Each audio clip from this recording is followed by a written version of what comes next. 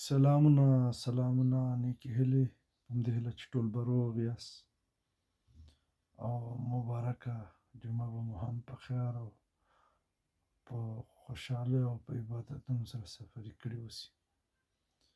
دغه یو کلیپ در باندې اورم چې د زړه نه مو زنګ لري کې راځئ ملتیا مې وکړئ ټول یې په شریکه اورو. بسم الله الرحمن الرحيم.